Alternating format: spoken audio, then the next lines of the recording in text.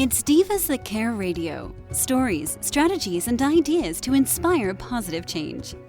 Welcome to Divas That Care, a network of women committed to making our world a better place for everyone. This is a global movement for women, by women, engaged in a collaborative effort to create a better world for future generations. To find out more about the movement, visit divasthatcare.com after the show. Right now, though, stay tuned for another jolt of inspiration. Hello to all. Welcome to Divas That Care Network. I am Joyce Benning, and I will be your host for this absolutely invigorating, robust lifestyle show. First of all, I'd like to thank each one of our listeners that have tuned in live today and the ones that will be listening to the podcast. I am just so very grateful for each one of you. And you are in for another very special treat today, as I have with me my returning monthly diva, Beth Parrish. And we are going to chat about how to build trust with your horse. Oh my, what a great topic this is, and I am excited. So Beth, could you please introduce yourself to our listeners today? Absolutely. Thank you so much, Joyce. My name is Beth Parrish. Business is Inspired Riding. I'm a certified riding instructor, remote coach, and I've recently become certified as a hypnotherapist in rapid transformational therapy. And I help empower equestrians to feel confident and connected to their horses so they can have the best co-creative dances with their horses. Oh, I love it. Oh, what a busy diva you are. You have all kinds of things going on in your life, and I love how you're helping empower people to have a co-creative dance with their horse. That is just beautiful. I love it. Everything just ties together to what we're going to talk about on how to build trust with your horse. And how would you like to start this chat today as we chat about this topic, Beth? Well, before you really think about having an animal or another being trust you, you have to become trustworthy yourself, Mm-hmm. So you have to remember what we desire to see in the outside world, we have to cultivate it and nurture it within. So if you want to build trust with first, you've got to become trustworthy yourself. So I have basically 8 different points to go through, and I can just start listing them, and then you can interrupt me anytime and ask questions. How's that sound? That sounds fantastic. I love it, and I love what you just said. The first thing you have to do is trust yourself, because if you don't have trust in yourself, how are you going to be able to spread that trust to anyone else if you can't even trust yourself? So I thought that point was just absolutely beautiful to even begin the start. Thank you. Yeah, so we always want to get to the heart of it and make sure that everyone's on the page too. Yes. Yeah, so the first thing you want to do is take a good look at your own patterns. Think about, are you quick to judge what's going on? Or do you take time to examine your situation and decide what's the best course of action? Like, do you just take a breath first, or do you just jump on things? So in order to become an inspired rider, all of my students who are now inspired riders, you have to really believe and trust in your own intuition. You have to listen to your horse. And all of that will build trust by default, because you have to slow down and build awareness of what's going on within you and what's going on with your horse. So there are specific steps that I teach everyone. So if you really want to have a transformation happen, I really highly suggest that you take these steps to heart. So the first one is to do what's called a thought download. Like, get yourself a really big piece of paper and just start writing out all the thoughts that you have, and then you can think about the ones that you repeatedly say to yourself. And then you can decide what's serving you or what's not serving you. So you just write them all down and shed some light on them. And once you decide what's actually not necessary anymore, just focus on the thoughts that will help you. So you can take time to decide what thoughts are pushing you towards a better relationship with your horse and which ones are holding you back. So remember, you're the ultimate script writer in your life. You have the power to shift your thoughts. So once you do that, you can begin to feel better and better. And then new inspired actions will be your most natural next steps. So examples of thoughts that don't serve you would be, I get so frustrated with my riding, or I wish I could be just as good as my friends, or just as good as someone else that I've been watching on the internet, So those are really not serving you. The examples of thoughts that do serve you would be flipping it to, every day I'm becoming a better rider and I'm proud of myself. I know that learning to ride well takes a lot of time and focus. So have any repeated thoughts that come up for you, Joyce, when you're thinking about your horses? Oh, yes. I mean, I love that one too, of how many times do we think, I wish I could ride as well as that person? Whether you're with someone or out on a trail ride or in a competition or whatever you're doing or just watching, and you think that, well, to me, do not compare yourself to others, because you are a unique individual and your thoughts will make you be able to be what you can be. So there's no need to be comparing yourself to others, because there's things that they have trouble with too. So I've always said, do not compare yourself to others. So that is beautiful that you put that in there about the writing too. And I love to write things down, because when you put them on a piece of paper, it seems like they stay in your mind a whole lot better than just a thought going through your mind. You write it down and you can go back and look at it and go, okay, that's something that isn't serving me. And if you write what's serving you, you can, like your examples were just perfect. Every day I'm becoming a better rider, rather than saying I'm getting frustrated with my riding and want to ride like someone else. So those are some of the points that I really picked up out of there. Those are very, very, very good and so true to life. Thank you. Awesome. Yeah, it's so important. And writing down is very powerful, because then you're like, oh, yeah, that really isn't good. Or actually, no, this is pretty good. I'm proud of myself for this. So it's just great to put that spotlight on those thoughts that you're thinking. Yes. So the next step would be what you would want to do is called establishing your inner compass. And in order to do that, you have to do a little exercise to help you. And when you establish your inner compass, it helps you trust yourself more. So this is a form of muscle testing. So basically what you do is you start saying statements out loud that are absolutely true, without a doubt. And then you say statements out loud that are absolutely false. And then what you want to do is you want to notice how you feel when you say these things. So you start out really, really easily. You start out with, my name is Beth. I love horses. These are true statements, right? And then I can say the false statements. My name is Charlie. I hate horses.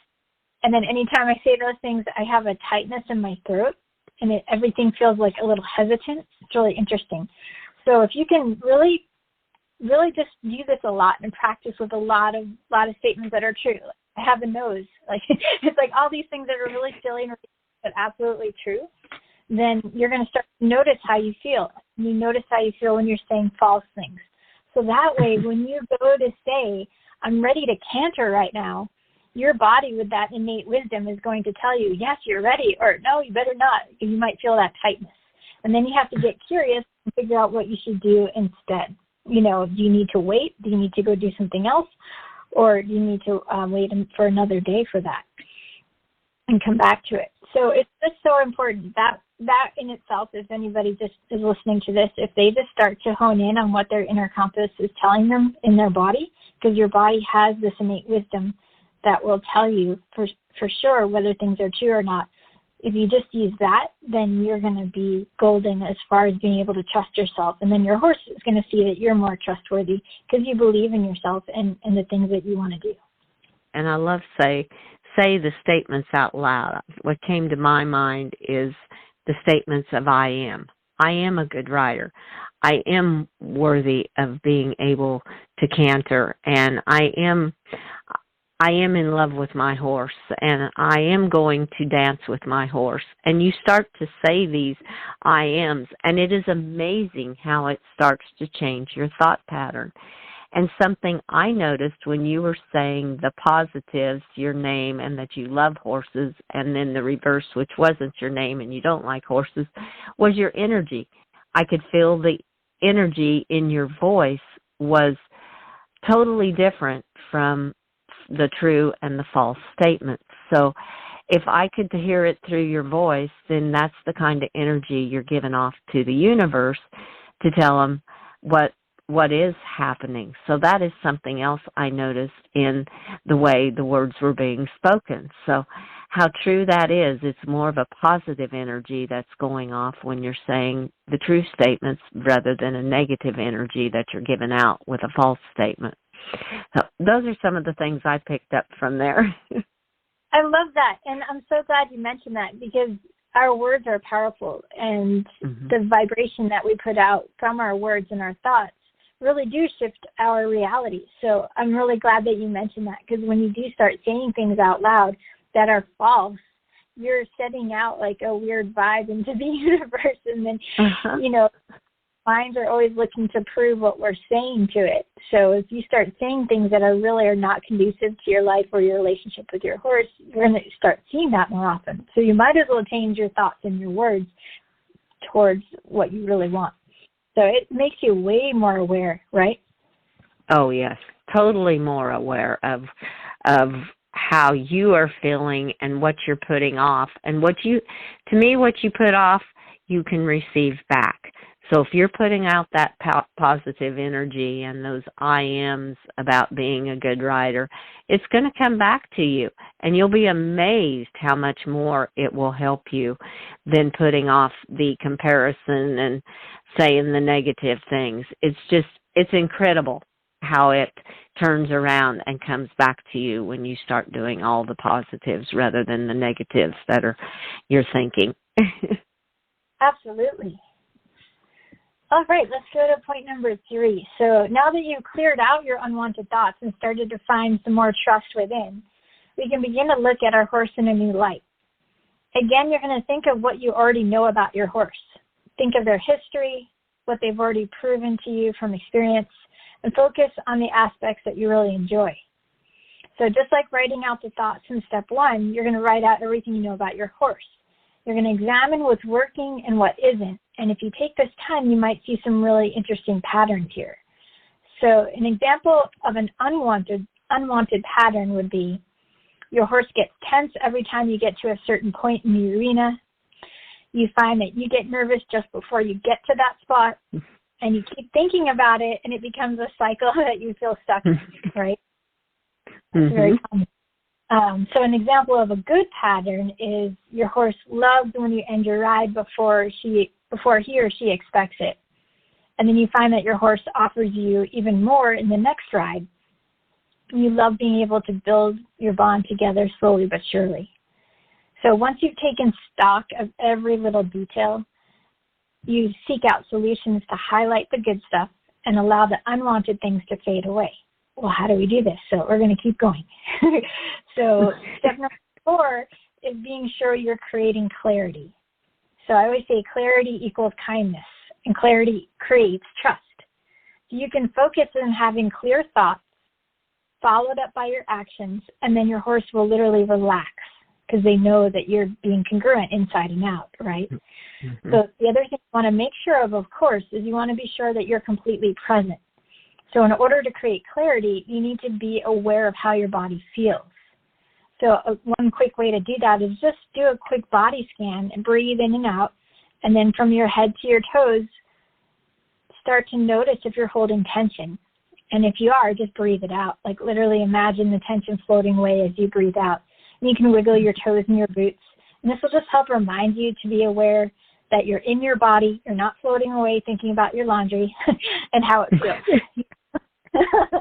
So once you're aware of your body, you can create clarity with your thoughts. And your horse will be able to trust that you're thinking and doing exactly what you intend. So if you're thinking about something else, like I said, the laundry, then trying to do another thing like lead your horse, then that creates what I call static, static on the phone, static on the television. And horses are not fans of static. They relax when you're crystal clear about your invitations. So when you're imagining something bad happening, like getting to that spot in the arena, but then you're just trying to push through it physically, your horse is going to respond by either getting confused or stressed, or if you're lucky, they'll just carry on in a stoic way, hoping you'll just get with the program. So you want to do your best on what you want, do your best to focus on what you want, and then follow through. And it can be as simple as asking your horse to go on a 20-meter circle at the end of the arena. So you imagine it really clearly first, and then you ask them to go for it. Then you praise them and appreciate that they did it with you. And yeah, while that might seem super small, it's something so simple like that that's going to build your trust little by little. Mm-hmm. And I know I mentioned static. I just wanted to kind of reinforce that so people understand. So it could be that you start looking at your phone when you're trying to lead your horse. That's a common thing. Horses don't like that. That's causing static. It might be that you're focused on going towards a specific jump or a specific spot on the trail, and then at the last minute you make a circle instead. And that's going to cause static because they're like, what the heck? Thought we were going over the jump, right? And then other one is you're asking for the canter, but then your body automatically goes into like fetal position and pulls on the reins to slow them down. And they're like, come on, get with the program. So those are static issues you want to try to clear up and stay super clear and follow through. And that's why we do the inner compass. So if you say, I'm ready to jump that jump, and if anything in your body says not right now, then don't ask your horse to do it. So it's really important to follow these steps in order, and that will help you. Yeah. Yes. I totally agree with you. And that part about the phone, I have seen that proven with my horses. Even when I'm just out with them, and if I pull my phone out, it's like, it's immediately, they're done. They're like, okay, if that's where your mind's at, then I'm going over here. Until you come back to the moment of being with me, I'm going to do something else. So I thought, oh, what a great example, because that has happened to me numerous times where my phone goes off or something and I think I have to look at it. If I just ignore it and leave it alone, they don't even hear it, I don't think, because it's my reaction to it that they are watching. And that is a great example. And I thought, too, on the first part when we were talking about, another thing that came to my mind is, say I have 3 horses and each one responds differently.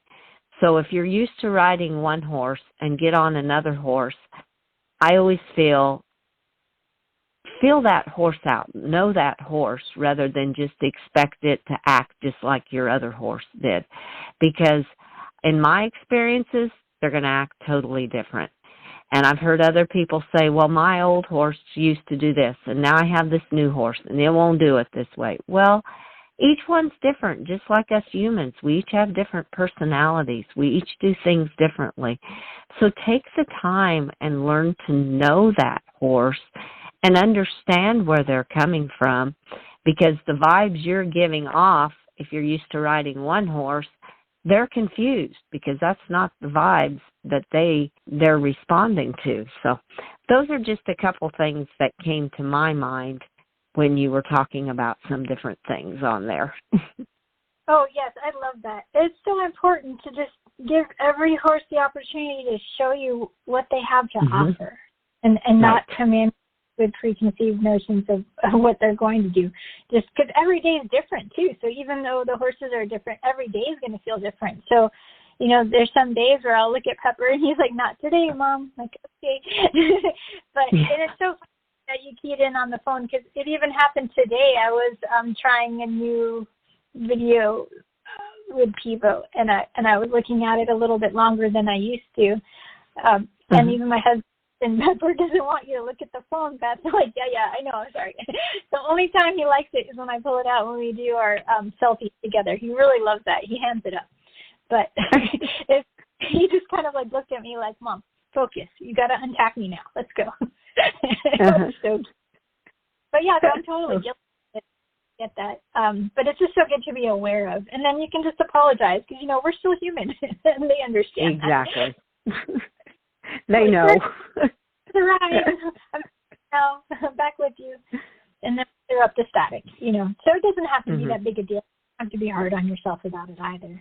So. No. Yeah. I agree. Just be aware of it is what I say. Don't knock yourself down for it. Just become aware of it and make the little changes. Totally. Okay, so let's see. Next one is number 5. So we're expanding on the last one. We're going to think where your attention goes, energy flows. Mm-hmm. So if you focus on the idea that your horse might spook in the next part of your ride, guess what? They might spook. So this is created by your thoughts, which influences your mental pictures you're sending to your horse, along with any unnecessary tension building up in your body. So they feel all that. Your horse feels everything. I'll repeat that. Your horse feels everything. So if you've been known to repeat thoughts of, oh no, my horse might spook here, decide to take life by the unicorn horn and change your thoughts. So alternative thoughts would be, we're doing well. My horse and I are connected. Even if she gets nervous, I'll be able to move with her beautifully. Let's aim for the best transition possible. I will breathe and stay with my horse. I can feel what she needs in each moment. So can you feel how these thoughts are way more empowering than, oh no, what if? So just remember, you are so powerful. And you can build trust by creating more productive thoughts during your horse time. So the next one, number 6, is ask for less. Seriously. Mm-hmm. So if you had intended to go work on a certain movement and that movement's extra challenging for your horse, just focus on very simple things that you know she can have success with. Begin to notice when she tries extra hard for you, praise her for it, and then end the session much earlier than she expects. So if you do this for several sessions in a row, you're going to begin to notice how much more your horse is going to offer you. When you take that pressure off in any relationship, your partner can feel relief and get more excited about showing you what they can do for you. So if you've never done that before, you're in for a treat. And that's how I've trained all of the green horses I've worked with. We go super slow with short and sweet sessions, and then we look back and feel so proud with how much we've accomplished together. And my favorite is always the look, like especially if it's a horse that's been worked really hard by other people, and then I would stop and hop off and hug them or something, and they'd look at me and go, that's it? Are you for real, Edie? And seeing that look of surprise just warms my heart. I'm like, yeah, that's it. You did great. And they're like, whoa, well, I could do more. I'm like, I know, but we'll just do it next time. It's such a cool thing to be able to do that and offer that. So. Oh, yes. Oh, I totally agree. And I love where attention goes, energy flows. That is so very true. That's kind of what we've already talked about. And your horse feels everything. I mean, they know what your mood's going to be before you even get there. And they feel every movement that you make. They feel all of your energy. They feel all of your emotions. They just know. They know and they feel it all. To me, that is one of the most magical things about a horse. They feel everything, and they respond to those feelings too. So and I love asking for less, because it is amazing what you will accomplish when you ask for less. I have a horse that always wants to put his head up when you put his halter on. That's just him. He's had some abusive handling and before I received him, and that's his way of trying to escape. And if he brings that head down, I don't care if it's just a tiny bit, and I stroke him and pet him and say, good boy, that was awesome. He'll start to bring it down more. So it is amazing what just asking for a little bit and rewarding them when they give that small little piece, to reward them for it, and they will respond in such a beautiful way. It's really amazing. I'm so glad you had that experience too. Mm-hmm. Oh, yes. Yes, definitely. Oh. So All right, now we're well, on to number 7 already. Wow. yeah. So number 7 is one of my favorites, which is, what I've been doing as a child and then learned how to really hone in on it. But it's practicing basic telepathy. So it is possible to exchange images, thoughts, sounds, smells, feelings, and even tastes with your horse. So if you get yourself to a very quiet, still place and focus on your breathing, then you can just place your hand on your heart and keep breathing with a focus in your heart area. You can imagine your heart area expanding and connecting to your horse's heart. And then all you have to do is ask if they're willing to chat with you. And then you can ask really good quality questions. What can I do to help build our trust? And notice what comes up. So you might see flashes of images, hear sounds, feel sensations, or even smell certain things. So you're going to really just try to stay open to what comes in. And then even if you don't feel like anything came through, always thank your horse for being willing to connect. And then notice what happens when you see them next. You might be surprised by how your trust builds exponentially by being open to trying this connection with them. It's really worth practicing. And you'll have a much deeper connection unfold. And then speaking of that, the last thing is to just really build on that connection. You can just get yourself an outdoor chair and a fun book and just sit outside and read to your horse for a while. And I call that story time. And it can be something super simple or it could be something complex. I was reading Greg Braden's The Divine Matrix to Indy and Pepper, and they stood near me, and I got to this part about quantum entanglement, and they stood like perpendicular to each other and then fell asleep in like the exact same position with their feet, and I'm like, whoa, this is so trippy. But the more they understand that you're happy to just hang out with them and not ask for anything and just be with them, it's such a beautiful way to build trust in the relationship. Oh, yes. Yeah. I totally agree. That is just beautiful, because to connect to a horse's heart and just be with them, just take time to be with them, and like you said, story time, and just hang out with them. And it is amazing how they come to you and they enjoy that time with you. My horses have told me, we just enjoy being with you. And so they enjoy that. It's a friendship. It's a bond that you guys have with one another. You build it with your horse, and your horse builds it. They give right back. You put out that energy, and that energy comes right back from them. And I love that. It's cool, and it's very why I chose the number 8 for this topic, because it reminds me of the infinity symbol. So it's like consistently going with the infinity of giving and receiving. It's that beautiful flow that you get between the two beings that have that kind of trust together. It's awesome.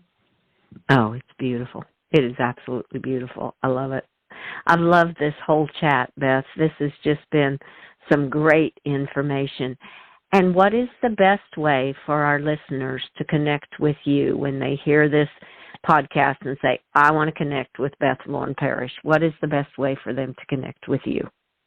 Well, there's a few ways, but the easiest way is just to go to my website, inspiredriding.com, and I have a contact page. Email me. And then if they're on that website, they can see there's a free Facebook group they can join.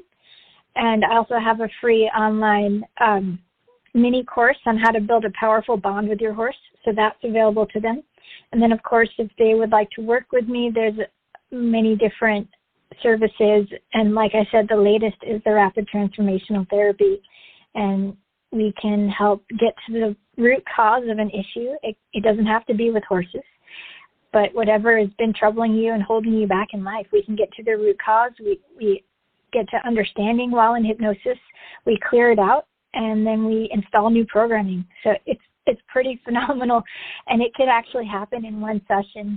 And the goal, that's why it's called rapid transformational therapy. The goal is not to be in therapy for too long. It's hopefully to get to the bottom of it within 1 to 3 sessions at most. Oh, beautiful. Absolutely beautiful. Great ways to connect and everything that you're doing. And Beth, I want to thank you so much for sharing your knowledge today on how to build trust with your horse.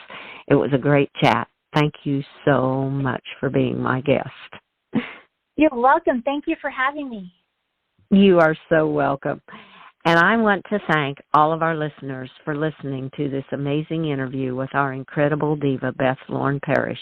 Be sure to tune in next month as she shares more valuable knowledge with you.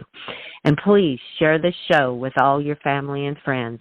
Check out all the hosts and their shows on divasthatcare.com. Remember, where attention goes, energy flows. Have a magical day. Be kind to all. Give your animals a great big extra hug and share your love with them. Until we connect again on Robust Lifestyles, stay strong and healthy. Thanks for listening. This show was brought to you by Divas That Care.